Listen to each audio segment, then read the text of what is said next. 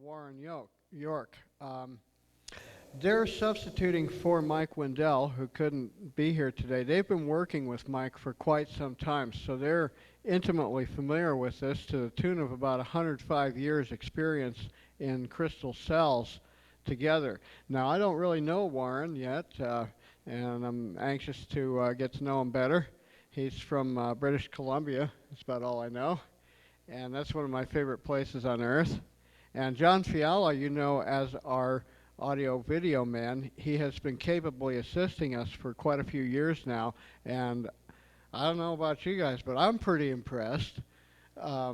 He works with a lot of high-tech stuff down in Houston ordinarily. He's a very competent electrical engineer, and you know, the rest of what I know about him is kind of personal. I mean, he's just a good guy to know. He's been a very loyal friend to everybody involved with TeslaTech, and that alone is worth just a tremendous amount. So here's John Fiala and Warren York. Hey, good afternoon, or good morning, everyone. Thank you all for your patience. Mike Wendell had a little character-building exercise with his family issue. We apologize for him. Mike Wendell's been working in crystal cell. Oh boy, that's kind of, is that a little proud there? Why don't you turn me down just a little bit here? Let's see if we can turn that. Is that better? Okay. I'm number one on the bottom there. Okay. I've only known Mike Wendell less than 10 years. Actually, it's about 8.5 years. We worked on some crystal experiments. It's interesting, in about the same phase of our life. We've come to find about 8 years ago that we had a common interest. Mike Wendell's presented at some of the international symposiums on new energy. I want to turn me down just a little bit more on number one there. We found that we had a common excitement for crystals. Crystals themselves have interesting properties. When bombarded with an electromagnetic field, they many times will generate an electromotive force. Okay. Now, most of the times it's very, very nominal, but usually you end up with an anode and a cathode in there, so that the crystal itself is actually polar. And when bombarded with an electromagnetic field, and the electromagnetic field that you bombard it with is very interesting. That's a very wide question. But when bombarded with an electromagnetic field, just like a solar cell, you begin to develop an electronic field, and you begin to motivate electrons one way or the other. Okay, that's very interesting. That's fine. What happens when we end up with we develop a crystal substrate, much like this one right here, and this may be hard to see, but Warren, the doc cam. Let's put it on the overhead here. If you look up here, and Warren and I are tag teaming. Excuse me here. Let's go. We'll go this one right here. And if you look at the overhead here, here's some plates that we've set up to constitute an anode and a cathode here. And this is an actual cell that does work. And we've taken it apart right here, and it's on the camera there. But there's this little black crystalline substrate. It's highly acidic in a wet form. When it dries, it's hygroscopic. It will absorb moisture and will continue to become acidic. But what happens is that when you take this crystal and you establish two plates that you can take off, you can actually take off an electric current on that. Now the average voltage of one of these crystals right now is about 0.78 volts, okay? Now, this funny little black substrate that we were looking at a moment ago is not just hundreds, not just thousands, but tens of thousands of these crystals, very, very small. And one of the problems with that, you may say, well, John, I have crystals running around all over, and I've made crystals in the laboratory, and my wife is not just a biologist, but a chemist. She's got degrees in both. And She's a tremendous blessing to me. When I got married, I married up. Everybody will tell you that, and I'll testify too. But what happens is that a lot of times you will get crystals in solution, and what I'll do is I'll just, in favor of this crystal structure right here, I'm just going to draw lots of little lines. Now, if you have an anode and a cathode, and you've got all these crystals in solution, what happens is that most of the time it's almost undetectable whether you have a current or an electromotive force. And what happens is that in many cases, while all these crystals are oriented in very, very different fashion, what happens is while this may be a plus and this might be a minus, and this one may be a plus and this one may be a minus, sometimes the current may form a closed loop, heat up, and crack that group of crystals. But sometimes you can even take a higher voltage, like in this case, like 12 volts, and you can charge one plate, and what happens is you can charge the plates, and they'll find an electrical path, and every set of crystals that align opposite it, what happens to them? They overheat and they short out and they burn up, and what happens is you create a layer of ionized crystalline structure on it, and they are no longer electrically conductive. So what happens is that it's like, well, I'm going to go charge a battery, and those crystalline plates those plates up there that constitute the size of the cell, somebody may say, well, I put a crystalline structure, a whole bunch of these crystals that I made in my kitchen, and it's amazing what you can make out of what you can buy at Walmart in the food section. Not the camping or sporting goods or chemical section of the Home Depot, but from the food section, okay? Now, if you go to Van Waters and Rogers and get some calcium carbide and a few other things, you can grow some really sexy, really interesting crystals here, And what happens is that some of these crystals you can grow to almost 3/4 of a millimeter long, and that's about all you need, and they're about 0.78 volts per crystal. And this was tested using an SEM with a nano manipulator and nano prober. I wish Ted was still here, because Ted's an expert with an SEM. Currently, the SEM that we work with is the Nova 600 Nanolab SEM, and I've been working with a dual focused ion beam machine that's an FEI, dual FIB. But and I'll explain where that's going in just a moment here. But it's very hard to detect that voltage or that current unless you do something like take an excessively high voltage and put a dead short across there, and most of the crystals that are either oriented sideways or oriented in opposite, you'll ionize the surface on them and reduce the electrical conductivity. So all of a sudden, now, when you go put your voltmeter across there, you end up with a 0.78's pretty standard. But when you have a couple of those in series through that, some of these cells have got, like that one right there, when that was first built, that one got to 3.22 volts DC, okay, when that was first tested. Now, when we first put it together, we're in a very crude phase of this project. I'd say very crude phase. It's not the beginning phase. We've gone through, there's been a lot of research. Warren York has worked on this much longer than I have with Mike Windell. Warren and Mike have been associated together for how many years? It's been a good, I'd say at least 20 years. Okay. It goes way back. It's yeah, we need to turn yours down just a little bit. That's number 3 there. Yeah, it's getting a little bit of a ring. Okay, and it was actually Warren and Mike Windell that originally developed the unique crystalline structure and grew the crystals in the lab. This crystalline structure that I have right here is a sample of those crystals that were developed in the lab, okay?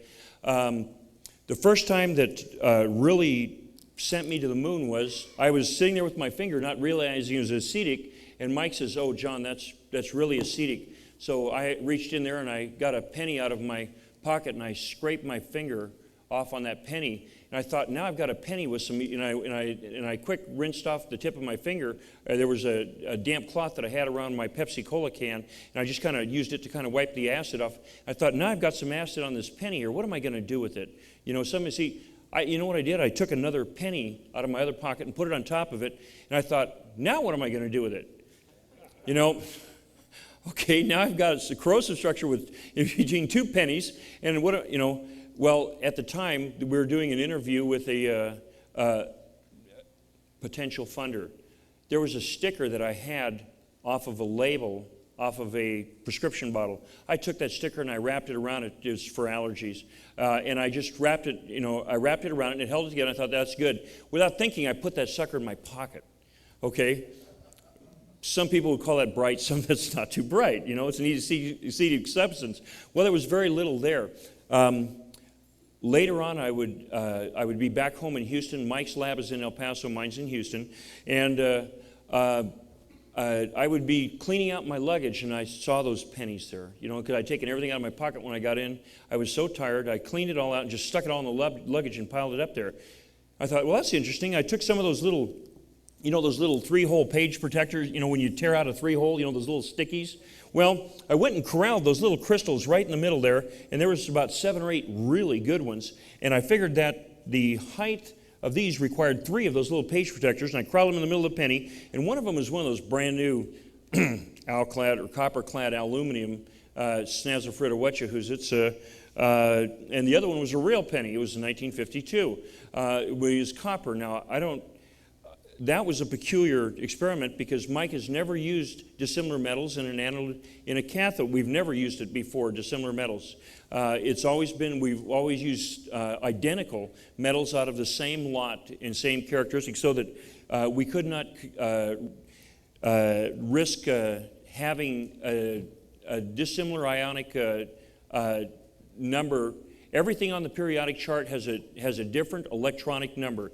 It doesn't make a difference. There is no such thing as zero voltage. Voltage is a function of our perception. It's you take 2 elements on the periodic table and you put them side by side. You get them close enough, and there will be an electronic flow. If one has a higher electron count and one has a lower electron count, you'll have an electronic flow. That's all there's to it. Even isotopes of the same element on the periodic table will have an electronic flow. So in this case, we were always trying to use materials that you would not have an electronic flow. There is no such thing as zero voltage in the universe. Everything, it's a function of, when I scroll across the floor here and I go touch him, mine is higher and his is lower, so all of a sudden we get that little static, discharge right there. We have an electromotive force or an electromotive discharge, okay? In this case, those pennies, it was kind of interesting. I took a little LED and I straddled them across it, and that little thing lit. And that little LED, it's just some little, insignificant. I went out to the shop. I've got about 30 or 40,000 LEDs in stock in the lab. And I went and picked the most cheapest, simplest, little, minuscule, probably cost me at least a penny, if not 3 pennies, kind of LED. And I shoved it, and I made it wedge across the pennies, and I taped over it. It lit. I was dead shocked. I couldn't believe.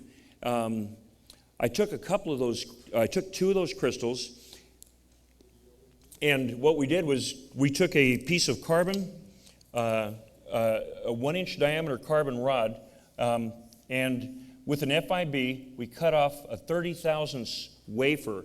And now, out of that 30,000th wafer, I began to, with the Nano 600 SEM, I began to cut hexel-shaped structures into that, so that on this one I cut 7 of them, but I only had crystals and I only populated 2 of them. Okay, I took 2 pennies, 2 copper ones, and shaved them on one face clean. I held them up to that belt sander and just got them clean faced on one side, and then clamped it up, and I got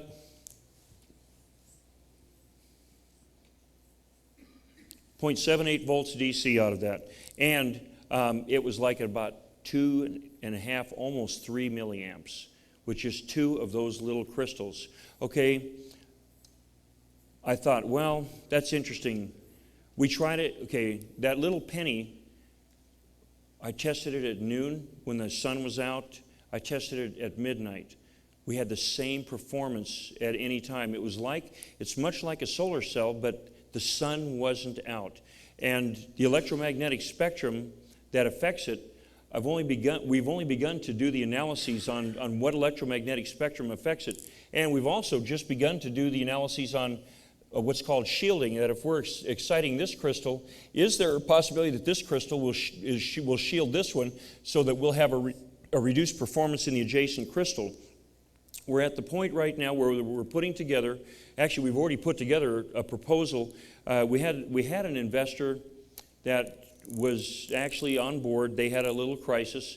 We were going to set up a nano lab using not just the Nova, we were going to buy our own Nova 600 dual beam, or the SIM and the FEI dual beam, FIB, for cutting the wafers and setting up, so that what we would do is we would take these wafers and populate those much like in a hexagonal form, so that it looks, like the honeycomb or the hexel shape, or when you buy your snow skis now, they all say, a lot of them say hexel, and because you've got that foam core in there. And what you do is take these wafers with the crystals populated in there, and take your anode and spray it with a conductive nanopolymer, so that the tips of the crystals, so that the bottom tip of the crystal has good conductivity in the conductive nanopolymer. Take your wafer there, build up half a dozen or a couple dozen wafers, and then take the next wafer and spray this area only with a conductive nanopolymer. Set up your next wafer, conductive nanopolymer, next wafer, conductive nanopolymer, and just keep building that up so that till you have your series parallel arrangement with your conductive nanopolymer going up all the way there. And that's the next phase of the experiment. And I only had a little bit of time at the laboratory. We're at the Nova 600, and using what's called a nanomanipulator. That's something that you can look at, something that's less than 0.002 millimeters, and you can manipulate it. And with the nanoprober, you can actually go in and electronically test something.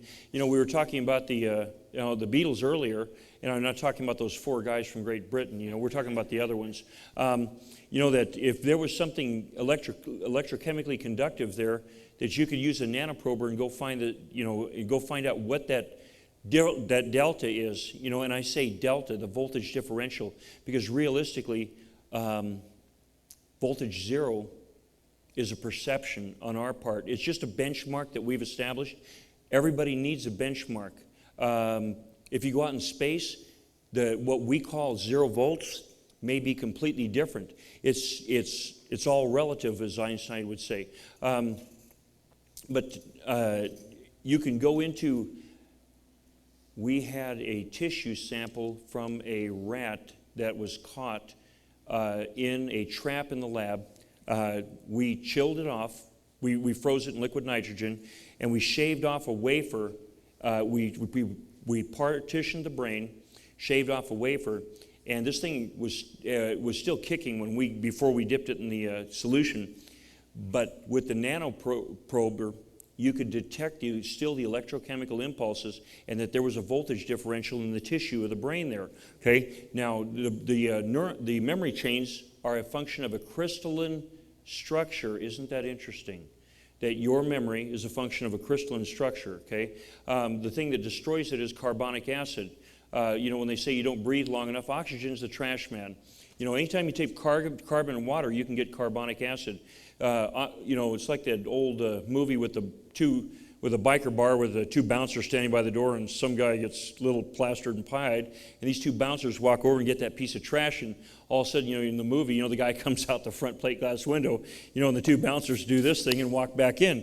Well, that's what the oxygen does. O2 goes in, gets 1 piece of trash, carbon, and leaves. If the carbonic acid develops too high, it breaks the crystalline structure of the neuron chains, so that you no longer have a sufficient capacity for a neuron synapse, and that memory is lost. That's also why certain light structures can be induced through the optic cavity to the brain, and you can induce a memory loss, a permanent memory loss in an individual because you're breaking those crystalline structures. But they're all electronic, okay? The chemical crystalline structure chain, as it develops, can be modified, manipulated, in this case, to create an image in your mind of something that happened in the past, but that's your memory. Well, the same thing with these crystals. These crystals can be manipulated. And right now, because we have some crystals that are real big, and some of them that are a lot shorter, what happens is that when we're building these cells, a lot of times, we have an anode and a cathode here. One of them will make perfect contact mechanically, and after we burn off the others, some of them will make perfect contact. Others, when the water dries up, that conductivity that would have occurred at the end goes away, and all of a sudden it begins to depreciate. The peculiar, unique chemical composition of this crystalline substrate here is laboratory tested. There was one cell that we had, 13 and a half years.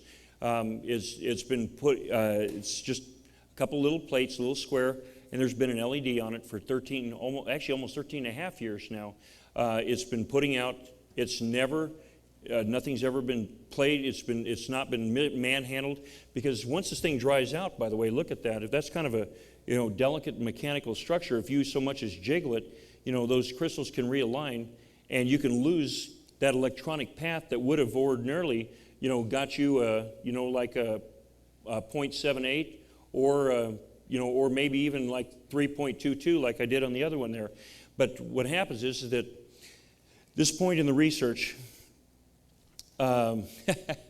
it's come down to kind of a money issue. We've been self-funded for a lot of years on this. By now you probably figured out that I'm the proverbial child in the candy shop of creation here, and find a lot of fascination. I'm the wild-eyed child that walks up to the candy case there and says, "Look what's in that jar. Let's see, door number 1, door number 2, or a Carol Barrel." And just I was forced due to health problems quite a few years back, about 10 years ago in January, to retire. I suffer from chronic pneumonia and chronic migraines. It's kind of a nuisance. It's my lot in life. It's not a lot, but it's my life. So I get a lot more time than most of you of same age to spend researching and spend time with other constituents plowing through this. Now, something that's very, very interesting. These crystalline structures, we have found a way using plasma discharge to modify them. And in some cases, we're not just using a single frequency plasma in a chamber. In some cases, we're not even using a completely evacuated chamber. We're using trace elements in some of them. And in some of these cases, it has been observed a strange metamorphosis of a chemical and crystalline structure that accomplished some would the term bizarre begin to apply, Warren, you think? It's you think bizarre applies? To what now? To some of the crystalline structure changes like we've seen in the plasma? The structures that I've seen take place and that the university had verified is the electron orbits of the crystalline structure have been altered. And in order to do that, which is kind of jumping ahead a little bit, it would take extreme heat, X-ray, or microwave, of which anybody in the laboratory would have been dead. But we'll get into the event that led into this. This all took place or started back in 1989. And at that period of my life, there was many bizarre things going on, from creation genetics to you name it. It was just like every day was a mystery for me. But this is one of the aspects which also related to the biological aspect. It was a time constant that I was interested in. And I happened to notice this, and I was working with a nuclear physicist at the time, and he just kind of said, yeah, and he kept going past it. And I figured after all this was over, nobody was really interested in that concept, and it would be free to go ahead and go about it. So that's how the original experiment started. Mike and I got together brainstorming. It was not a controlled experiment. We were not setting out to do anything. But like most discoveries, that's the way it happens. And during that process is the next part of the speech, so I don't want to get too far away from that. And by the way, John and I have the same similar backgrounds, which is in avionics. We were kind of, I guess Warren and I kind of were abused children together in a previous life, or we went to different schools together. We may have worked for the government at one time or another, and we may have even trodden through some of the same projects or the same locations at different times in life. And we found a lot of common bonds that, that although neither of us were ever at the, I don't believe either of us were ever at the same place at the same exact time. At one point in his life, even after I got out of the black sector, I worked for a civilian airline, and he worked for a civilian. He had actually worked for the same civilian airline at one time, and we were at different facilities. He was at there at one point in life, and later on, I happened to be at the same facility. And strangely enough, on one of them, we happened to work. He worked on one generation of a project, and I happened to work on a different generation of a project. And we in Black Projects, we were on the side that was developing and creating the toys and the things that we're not conspiracy theorists. We're former conspirers. You really gave a little bit too much already away. There's respectfully and regrettably, some of the stuff that we're aware of would curl most people's teeth and toenails. Some of it's quite fascinating, and it would be like drinking from the fire hose, 110-volt electrical excitement rush, and some of the other stuff would literally send you to the bathroom. You would throw up with some of the stuff that may have passed through. But moving on, working with the plasma, we're working on modifying these crystalline structures, and we're finding out that through the use of a plasma chamber and a unique plasma field that uses not just a single frequency anode and cathode, but uses a dual frequency, dual harmonic. And originally we had hoped, I was working with Mike at the El Paso laboratory till literally 12 minutes before my drop dead time to make it to the conference here so that we could get set up and get everything done in time for the conference. And we were close, we were about to pack up, and one of our frequency generators with the driver and amplifier died right in front of us, literally. We were testing this new plasma chamber that we built strictly just for this demonstration, and Mike was going to come along anyway. He's had a little crisis. Just keep him in prayer. And due to the crisis, he's now expended all of his resources. So if he wanted to buy a plane ticket up here right now, he couldn't. He had a problem with his wife and his son. There were two separate events that they both have. It's both kind of frustrating. In the laboratory at El Paso, we have a fairly nice plasma chamber laboratory, and we're building a better one right now, or we're building the components, a new plasma chamber for that facility right now, so that we can modify these crystals, and we're trying to explore how much output we can get out of the electromagnetic spectrum. And we say electromagnetic spectrum. A solar cell is dealing with a visible electromagnetic spectrum from about the 390 to 430 nanometer band up to about the 720 nanometer band when you start to get into the infrared. And then below that's the ultraviolet, and above that's the infrared. But that's visible light, and that's what the solar cells and some of those crystalline structures work very, very nice with that particular bandwidth of electromagnetic spectrum. RF, the old antenna, that you get on your radio there, and that's a different electromagnetic spectrum, okay? Remember the crystal sets that we used to develop as a child? You would put a rod in the ground and an antenna up here. That sounds like a Tesla valve, doesn't it? It's kind of scary. And then we take a crystal. Wait a minute. There's another power source.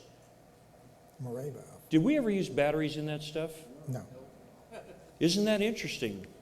We could put in our little earpiece headset, and sometimes we had big, remember those big clumsy Audisonic earphones, that, the big, meaty, with the phenolic earpieces on them that were so heavy, and it took a lot to drive those things, and we were able to hear, tune up AM and FM, and we take that crystal and take the little cat whisker, and we, the first or second time we built one, the cat was still friendly, but about the third time, the cat was watching you put up the antenna, and you're putting, and you're a kitty, it's like, not me, I'm out of here, you're trying to get that, from the, but what's happening is, you're tuning the harmonics of that particular crystal. Well, we're using plasma, we're finding out that we've had some very, very interesting responses. Warren, would you like to run that video and address that one? Let me also clarify something there, because sometimes two observations can be two different, or one observation can be two different possibilities of what's taking place. What he just mentioned about the crystal receiver, as you all probably know, is history, and it's true. But you can also design a crystal receiver that has its own induction coil, and it actually uses the RF ambient energy in the air already as its source. So these are two different aspects would have the same outcome, and you really have to narrow down what you're looking at, because one of them can be obviously explained, the other one cannot by conventional science. But as I said before, Mike and I started out to do what was known as a wire experiment. And for your entertainment today, we have those original film clips. Now, they're not professional, but they're authentic, they happened then. And let me explain, there's two of the clips. And what was going to take place,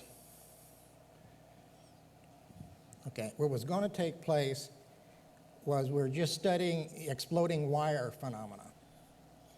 And we went into the laboratory about 4:30, almost 5 o'clock. We were only in there about 30 minutes to 45 minutes, or so we thought. When we came out, it was 10 o'clock. You get lost of time when you start doing something.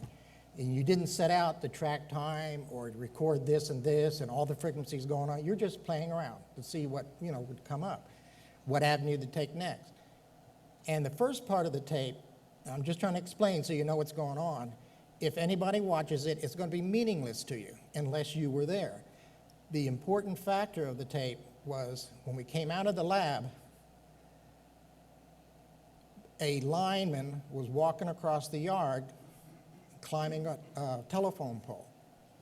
We thought this was humorous.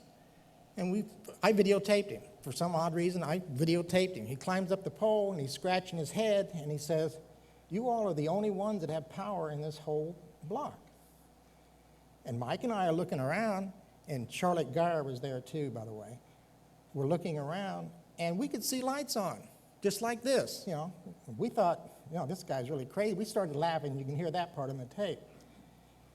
Well, when we played the tape back after Charlotte brought something to my attention, which was the next day, Charlotte was at the lab. She was about 12 foot away from the actual experiment. She was actually controlling the light switch for us because we were videotaping it. And she called me up and she said that, "Warren, I was wearing two rings. One was an amethyst ring and one was a topaz ring." Now, she has a matching set for the topaz, which was a pendant, and the pendant was not worn. So it still had its smoke gray contrast to it. But both of her rings turned near clear. Really, it was kind of a yellow clear, it had a tinge of yellow to them, both the amethyst and the topaz.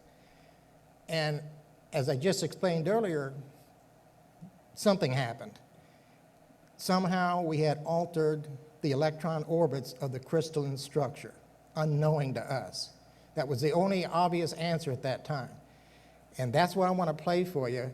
I wanted to play the first part because it would be senseless if I didn't explain what was going on. And then we have the actual gemstones so you can yourself see the change in it. And let's see, I should just be able to click on it and it should go. And excuse this format, but I put it in a flipbook format, but it'll run right straight from the, well, it won't run from the page. Why not? Oh, I didn't like that. Huh? Didn't like it. Let's see, here, we'll just, Is it because it's between two processors? oh, hold on. Let's see if we can, we had it run earlier. See if it'll, Okay, mm, click back. yeah, here, we'll just use this one. Now we'll try one more time. Oh, Can't find the file, why not? oh, that's, let's see, let's go back to the front here. Our apologies, this did run earlier. We did have this running earlier. It's, let's see if it'll run now. Let's go to this one, let's try that. Okay. Right click, Yeah, see if we can. there you go, you can bring it down. There, Now. try that.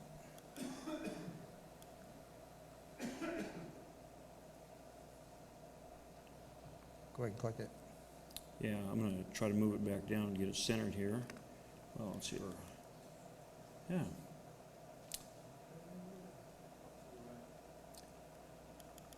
Oh, here, let's close it out, see if it'll. This is beyond us. Yeah, this is, our apologies, this is a little frustrating here. It did run earlier, I saw it. Yeah. See, see if we can, It may have timed out. yeah, now. Okay, back. Back one. Okay, there, we'll try that one. Okay, there There it it goes. goes. Right click. I have kept a log of interesting events that have taken place in my own life, so I'm able to accurately document exactly the date that what I'm about to relate took place. And my log entry for October 14th, 1990, approximately 11 p.m. My journal entry says that we left for Mike's at 2040.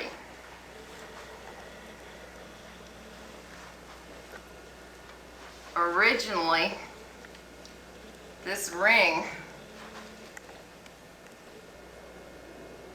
originally the ring was the same color as the pendant. It was not until the following day that I noticed that it had significantly lightened.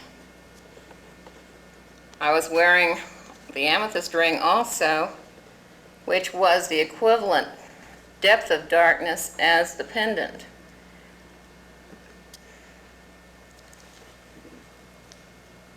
See, it's perfectly clear. Okay, what were you doing during the experiment? During the experiment, I was standing by the light switch while Warren was filming an experiment that he and Mike were conducting. Okay, the experiment was mainly conducted in using plasmoids and energy fields. It was not a controlled experiment. However, the device did trigger infrared sensors some 40 feet away, and it was brought to our attention the next day of the decoloration of the gem. The only thing we can gather is that for gems like this to be decolored, there'd have to have been X-ray or gamma ray present. However, no such evidence exists that we can tell, although we did not have a controlled experiment to validate this further.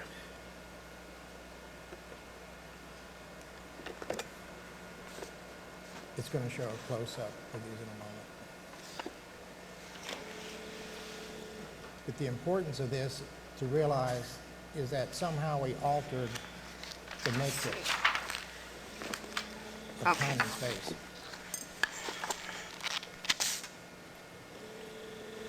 And this is the color it originally was. After the experiment, This is the color it became. You can see a definite change. Same stone. Here's another stone, which is what? That's amethyst. Amethyst. That we don't have a reference stone to show you, but you can see the decoloration in it. As Dr. Freeman would say, if you can't see the change, you have no soul. One type of gem. These stones, both the pendant and the ring, are smoky topaz from South Korea. So I'm sure there could be a reference made to verify the original color of the stone. My journal entry for the 15th of October at 14:30 hours was where I made notice of the depth of the color of my stones in the rings being changed or lightened. And for some reason, I immediately made the connection with the previous night's demonstration. And I called Warren and asked if that could in fact have taken place. Again, the date of the experiment was October 14th, 1990. I had been wearing the topaz ring since 1982. The amethyst ring I had been wearing since 1989, both more or less constantly with no change prior to this experiment. I was not wearing the pendant on the night of this experiment. The pendant is used only as a reference to the color of the topaz ring. And your name again? My name is Charlotte Geyer. And I apologize for the Japanese syncing, lip syncing, but that was done in the process is when I converted it from an old AVI format to the newer one. Okay. It shows the rings there at the end. You want to play? I think you have to push play. Okay. Oh. Ooh, Okay. no. There you go. Better yet. That have to have been X-ray or Starting gamma over. ray present. However, no such You can evidence. skip through that. Okay, let's do the other one. Okay. Okay. Now. Now, the other one is not going to really show you anything dramatic other than our playing around. But it's part of the experiment. Maybe somebody here will pick out something that we haven't found. The timing on the tape does not match up to the timing that took place. Now, the date time stamp you saw on the one previously was an error in programming the camera, was not an error in time. Okay. A reference for Yeah. Okay.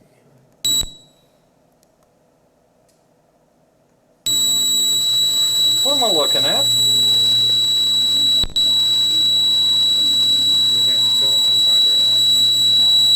This is Looking this at is an more than experiment that. where the plasma beam is right next to No an kidding. Can you get a electronic close-up filament of that? in a lamp. We're looking at more than that filament going What you back see and is it forth in actually there. bends the filament, and look what happens to the filament there next to the plasma tube. Can we turn on the sound on that? Because I know that exclusive on somebody maybe. Pardon? High frequency effects. Oh, if the high frequency affects anyone, please raise your hand. Okay, I'll turn that. We'll turn that down. My apologies. Actually, we'll take the sound off. That way, those of you who are wearing hearing protection. What happens is that the electromagnetic field around the plasma tube here, next to the arc amp. See this? At one point, the filament here has gone and is bent completely down and over, and next to the plasma tube. Okay. What's happening here is that this plasma tube is creating an induction that actually this is getting brighter at the time to the point where, but it never melted the filament, okay? It pulled this thing completely over against the glass. The glass was deformed, but it never melted the glass or the filament. There's actually one more clip here that has shows the other plasma chamber. Can you see? I think that's on the thumb drive. Go ahead and just double click that, or opposite click here, and pause that. And now the other one, I think we're going to need to go to. You might want to turn your sound back Yeah. on. Okay. We'll. let's see here. No, let's see here.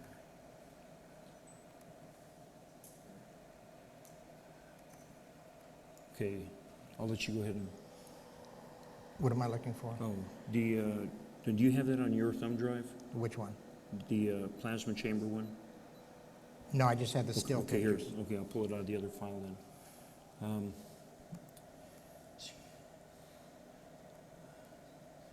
Okay, there's one more, well, my apologies, we're having little trouble finding, there's one more that shows the current plasma chamber that we've been using, and an experiment that was run in the plasma chamber, this was completely off the wall. It took quartz, and after in the sample tray within the plasma chamber, a solid quartz crystal became a quasi-plasmoid.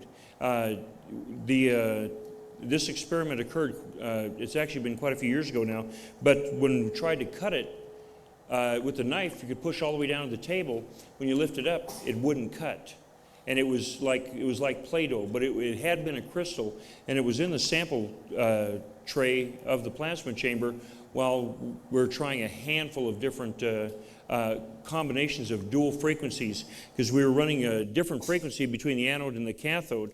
But the research is, I'd have to say, only just begun. This right here, about creating a solid-state crystal cell, we've got, you want to go back to what you see up here, we've had cells now that had a load on them for over 13 years. Some of the cells that we're creating, we're learning a lot more about them and why they are reliable and not reliable. And we're finding out that this composition right here of using a carbon substrate wafer with a hexagon structure and placing crystals of homogeneous size and confirming the polarity before we populate the wafer for a series parallel development. If I was to offer an educated guess, and that's what it's going to be, and that's what I'll call it, an educated guess, based on the current that we were getting with this configuration right here, with just a couple of crystals, and what we believe the capacity of a crystalline structure, if we used wafers that were about 2.5 inches in diameter, and we populated something that would be about 8 inches high, it'd be somewhere between a soda pop can and one of the small coffee cans. We believe that it's possible we could have something that would be about 100 volts at about between 10 and 11 amps. And that's based on, we still haven't finished the shielding experiments. There's a whole lot of other experiments we haven't. We've found a conductive nanopolymer now that over 1 inch, quarter-inch thickness, 1 inch distance, we've got less than 2 ohms of resistance from side to side. In conductive polymers, how many people are familiar with conductive polymers in the crowd here?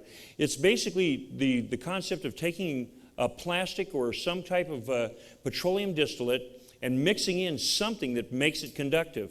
Now, the most crude form of conductive plastic or conductive polymer, literally you can call up Van Waters and Rogers and get a 0.03 micron sintered iron ferrite powder, and you can pour it into your 5-minute epoxy and stir it up homogeneously into the A and B portion before you mix it, because you won't have time after. Pour it into each one homogeneously and then mix it up, and you'll have an epoxy that'll be fairly conductive, but the resistance, you may have 12 or 15 or 20 ohms of resistance over a quarter-inch thick over 1 inch. Well, what's happening here is we're trying to develop, we think we've identified a conductive polymer for between the wafers now so that we can do this composite series parallel stack up.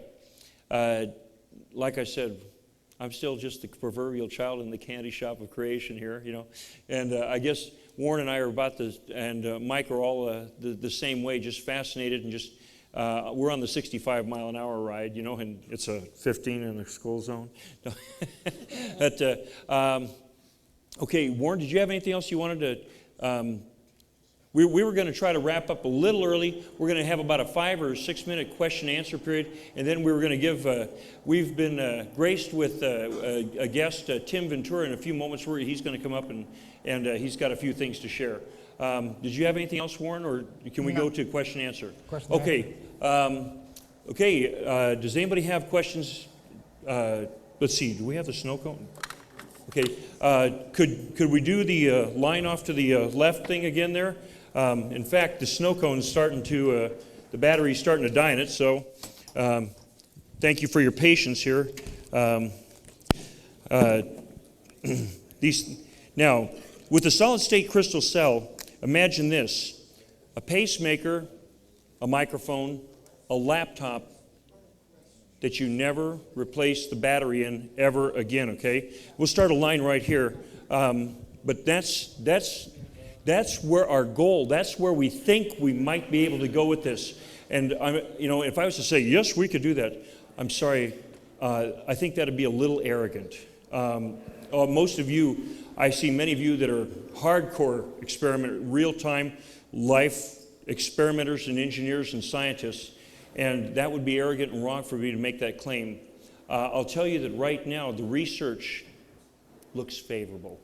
First question. And identify your name and identify whether you'd like to ask Warren or I, or just ask a general question. If you want to address it to Warren or John, just say which one. Well, my name's Lee Wallstead. I'm from Ruidoso, New Mexico. And I guess anybody who can answer this question, and everyone who's involved with this project, I just want to congratulate you guys. I think it's really, really amazing. And my question was something related to something that I heard on the interview that Tim Ventura conducted, and that is in relation to the entities. I was wondering if you could tell us a little bit more about that.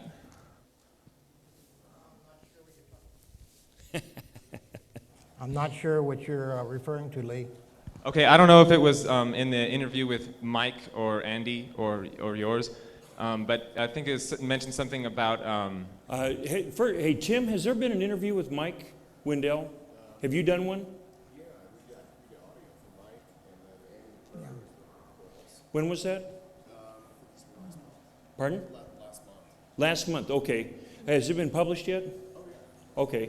Oh, Okay, in one of those 3 interviews, I thought, didn't they mention something about some kind of a portal and some entities, which It were...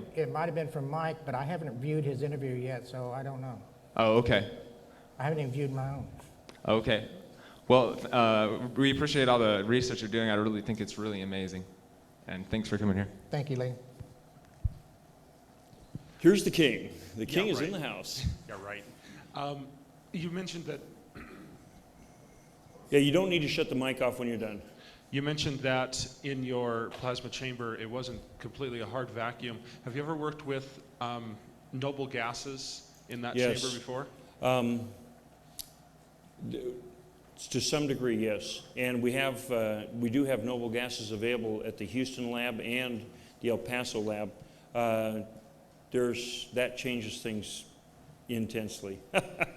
I wanted to throw this out because I'm trying to find someone who did some experiments about 10 or 15 years ago with noble gases in a chamber like that resulted in quantum crystal matching.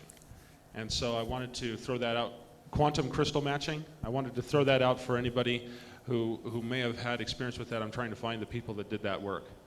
So I was wondering if maybe it was you guys, because apparently the research closely parallels that. So thank you. Thank you very much. By the way, there seems to be a new field developing here, really 2 new fields. One is called spintronics, which has applications toward quantum computing, and the other is in plasma research. Now, there's been plasma research for years, but in my opinion, and this is only my opinion, that the plasma seems to be the intermedia between matter and energy. And if you want to jump ahead a little bit and consider the ether existing, I call it the continuum, which contains both space and time. And of course, you have to define all these terms before you just start talking about them.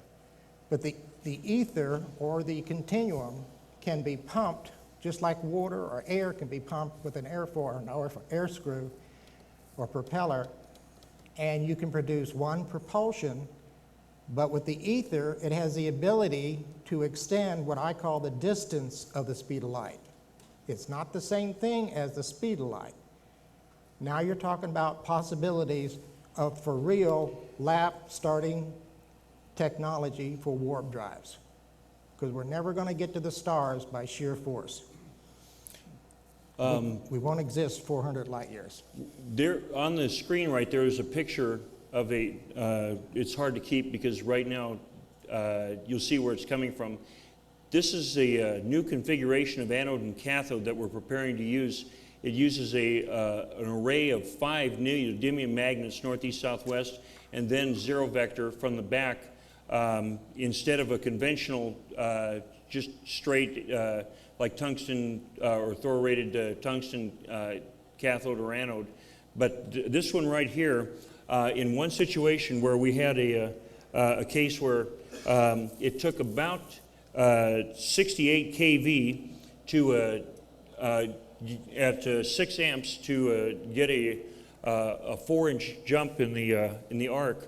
We went down to 9.8 kV at 600 milliamps, and we were getting a 14-inch jump using just so. And those are some experimental anodes and cathodes that we're working on right now. Next question, please. Yeah, I'm David Baxter, and this is a question for John. Now, in those black projects you mentioned, were they accidents, those sickening ones that you're talking about, were they accidents, and do they involve volunteers or animals?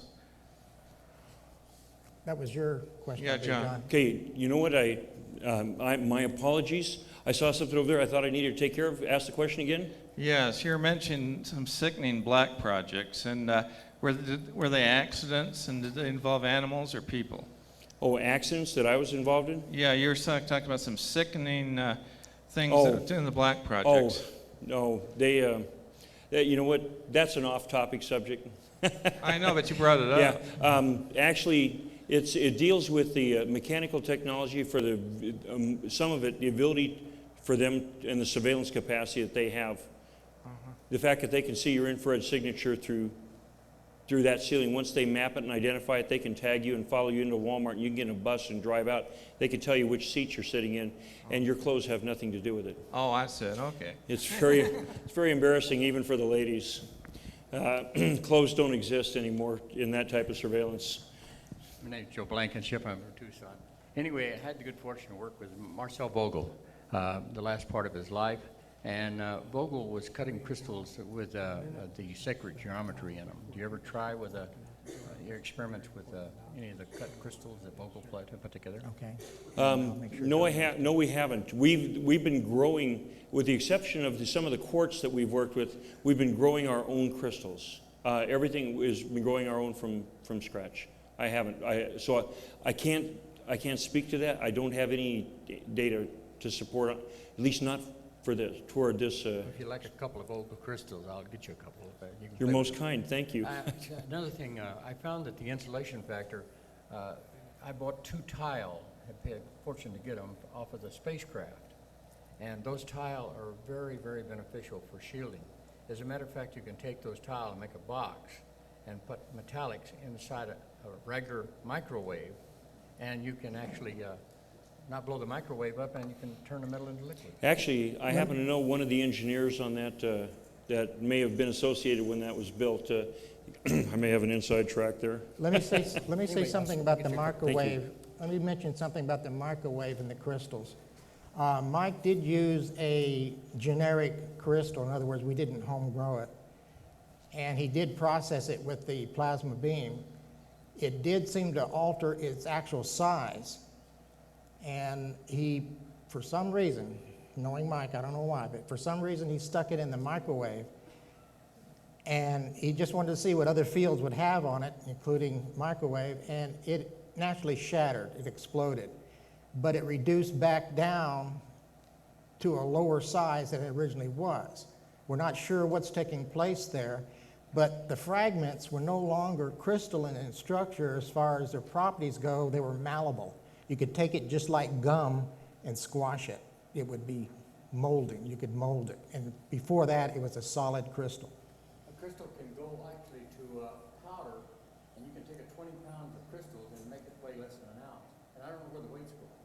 And you do the same thing with water. Well, I have a theory what's going on there, but again, this is theory, and theory is not accepted, and to put it out would be kind of ludicrous at this time. But I believe we actually are altering time and space. But you can't catch the vapor. There's no vapor. That's true. Okay, next question. David Haas, better known as Buku.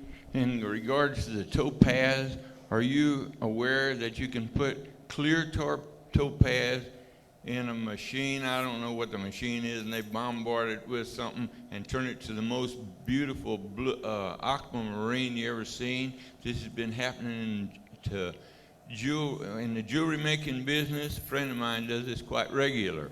I don't know what machine he puts it in or what he bombards it with, but. Does anybody have any information on that? Anybody else heard of that process of taking clear topaz? Could you get with one of us afterward? We'd like some follow-up on that, please. Okay, thank you. Buku, last question. Yeah, John, can you tell us a little bit more about... Is it on? I think it's on, yeah. Okay. Which chemicals you're using for your crystals, like... Oh, he wants to know the recipe. Oh, is this too. Coca-Cola? Does he want to know the recipe? Please, if possible, some hints. What a funny guy. Actually,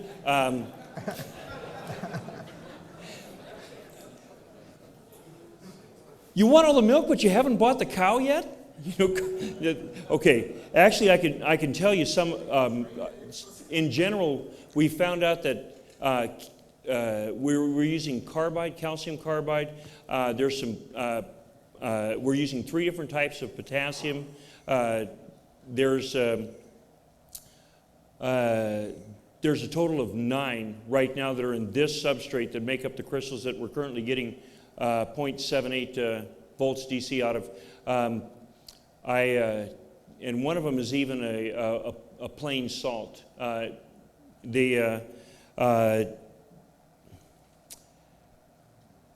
If you really want that, I'll see if because I don't remember it. I don't have it all in my head right now. Actually, I was trying to embarrass you because I didn't have an answer. Well, I'll tell you, I don't have the answer all in my head right now, and I definitely don't have the ratios.